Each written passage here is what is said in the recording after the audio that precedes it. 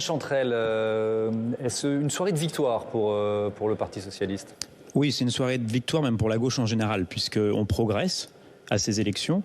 Et il y a deux enseignements qui sont très importants, parce que sur les bancs de la gauche, non seulement on progresse, mais on assiste aussi à un rajeunissement, une nouvelle génération de parlementaires qui vont arriver ici au Palais du Luxembourg, et je pense que c'est une très bonne chose justement pour le renouvellement de cette institution, et qui vont apporter aussi une petite fraîcheur pour, je l'espère aussi, la conquête future du pouvoir en 2027. Mais ça, c'est une autre histoire. Il reste encore de nombreuses batailles à mener.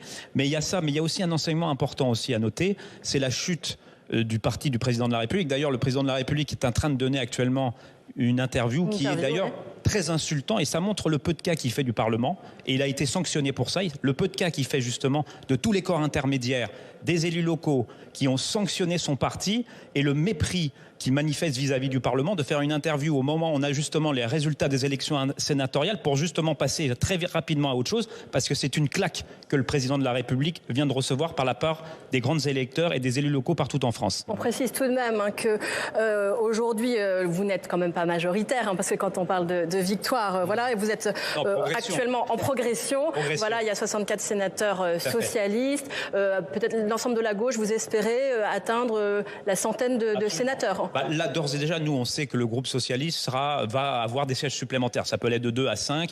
Les écologistes ont déjà plus de 4 sièges. Les communistes devraient progresser. Donc, on devrait atteindre sans problème la centaine de sièges, l'objectif qu'on s'était fixé. Bien évidemment, c'est un collège électoral identique par rapport à la dernière élection sénatoriale. Quand je vous dis il y a une progression, c'est quand on regarde par rapport au collège qu'avant. La leçon, c'est aussi qu'il faut être unis, parce qu'il y a des endroits où on n'était pas unis. Et là, on a perdu des sièges. Donc, on aurait pu en gagner encore plus. Et là où on a été unis, effectivement, nous avons gagné des sièges. Donc, ça montre aussi le message qui est envoyé aussi bien par notre électorat que par les grands électeurs. C'est unissez-vous. Unissez-vous, ça permet de gagner. Ça permet d'avoir des sièges supplémentaires. Politiques. Ça, on va filer à Nanterre dans une seconde.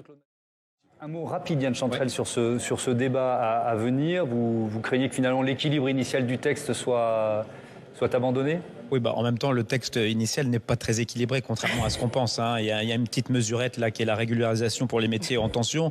Mais quand vous regardez globalement le texte, c'est un texte très à droite, démagogique, qui fait la chasse aux immigrés, clairement. Nous, on est pour la régularisation des métiers en tension, même de tous les travailleurs, pour certains d'entre nous. Moi, j'en fais partie, parce que c'est une réalité aussi démographique de notre pays. Vous verrez, si nous avons ce discours démagogique de M. Ciotti qui ne parle que d'immigration, matin, midi et soir. Il dit que nous ne sommes pas une terre d'immigrés, mais c'est un rigolo.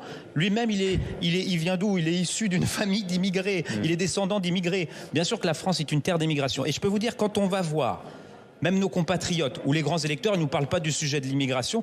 Et pourtant, c'est martelleux. Matin, midi et soir dans les médias, leur sujet de préoccupation, c'est le pouvoir d'achat, c'est la désertification médicale, c'est les sujets de santé, c'est l'éducation. Ça n'est pas l'immigration, ça n'est pas ce qu'on essaye de nous seriner en permanence. Mais en tout cas, on combattra ce texte, ça je peux vous le garantir, sur toutes les bancs de la gauche. Continuer d'en débattre. Avec l'appui des centristes. On va continuer d'en débattre, parce qu'on vous promet dans une minute, on vous promet un autre débat politique avec des présidents.